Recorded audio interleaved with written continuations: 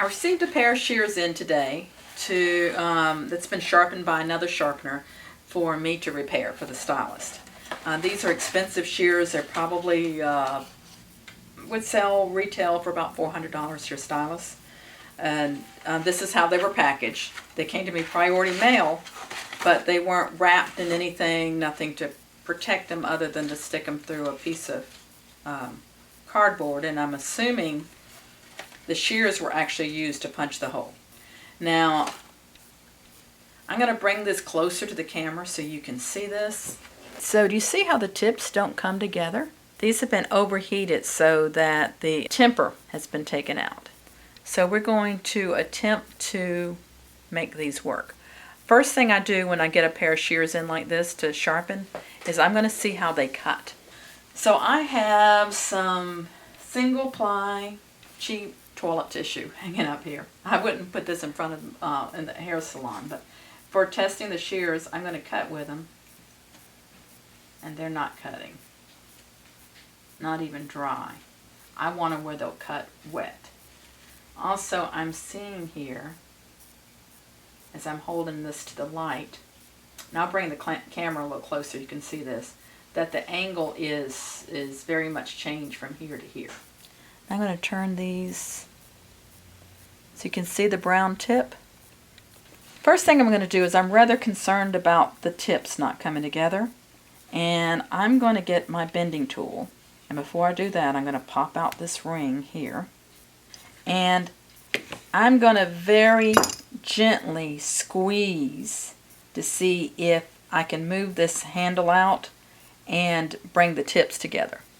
I'm looking close to see whether this is a two-piece shear, which will indicate to me that it's going to be a better chance of it bending. And what I'm looking for is a little difference in the color between the blade up here and the handle, as if it's put together. And I'm thinking I see a hint of something here. Yeah, I do, right there. So it is a two-piece shear. So typically the handle will be softer than the blade. So I want to bend the handle out. Wrong way, every time. And I'm setting it this way. Now, how hard am I squeezing? I'm squeezing, let me see if I can find something to squeeze to show you how hard I'm squeezing. Okay, here's one of these little plastic pill things. I'm not squeezing this hard. I'm squeezing about here. So a little bit of squeeze. And I can feel it move a little bit.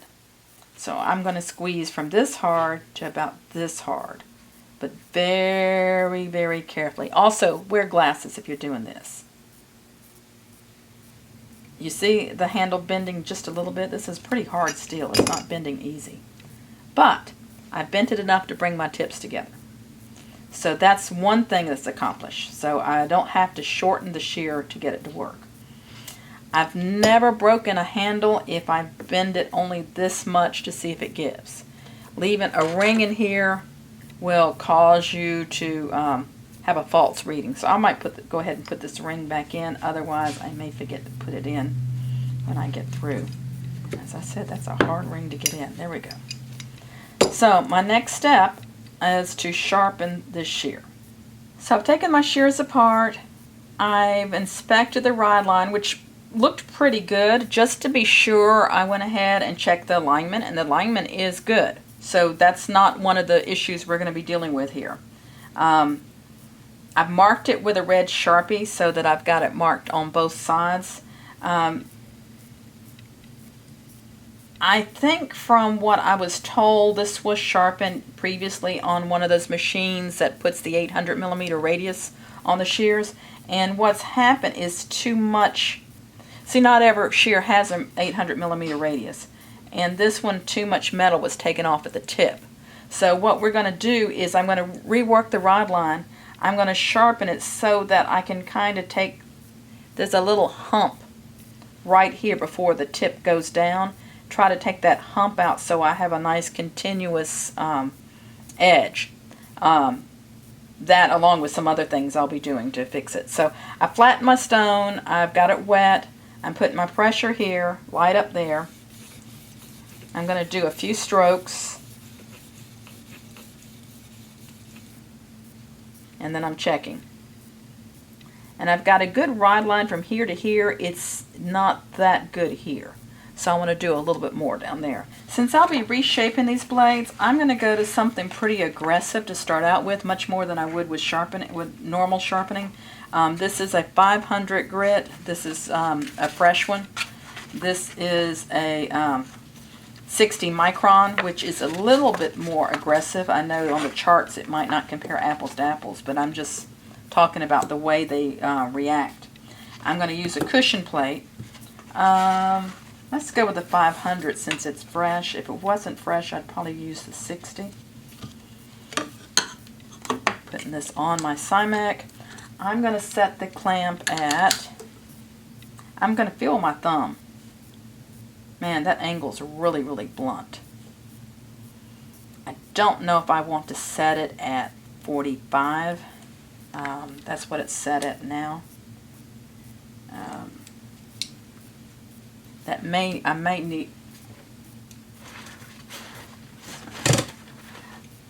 may need to set it at 40. Let's see how close I can get to the edge. Do a little scratch test. At 45. This should probably be 45 or a 50-degree angle when it's brand new. So I'm not taking off the red on the edge here. So I'm definitely not near the edge. Let's just see what the angle is on this shear. I'll take this off. Let's see. I'm going to go 40, which is what I think it was probably sharpened at.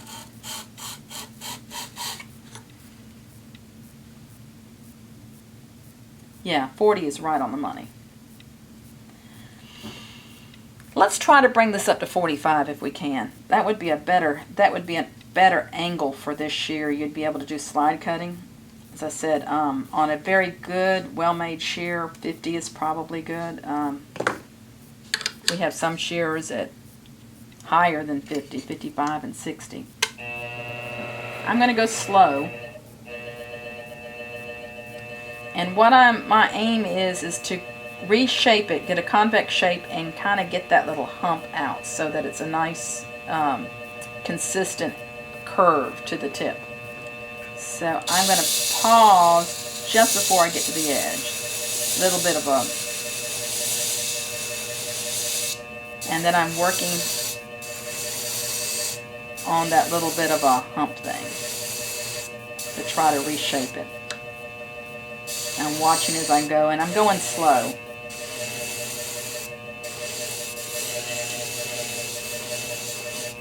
I can use a little water on here. The lubricant's going to work a little bit better, keep the dust down.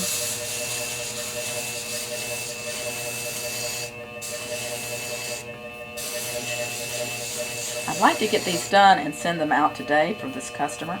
Now the hump is gone. And I've pretty much reshaped that convex shape.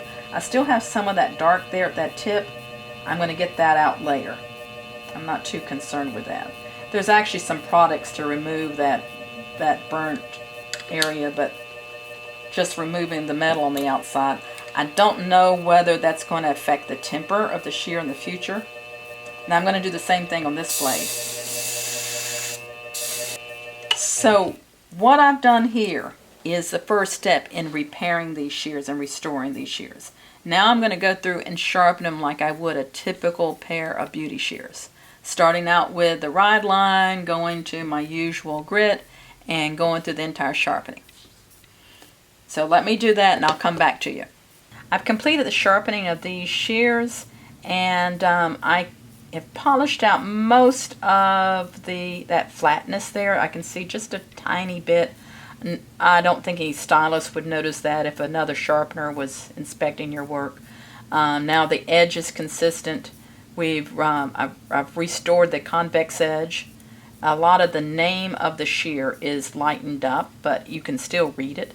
And before when I assembled them, put them together, before I closed them first time on actually one of my single ply toilet tissues here.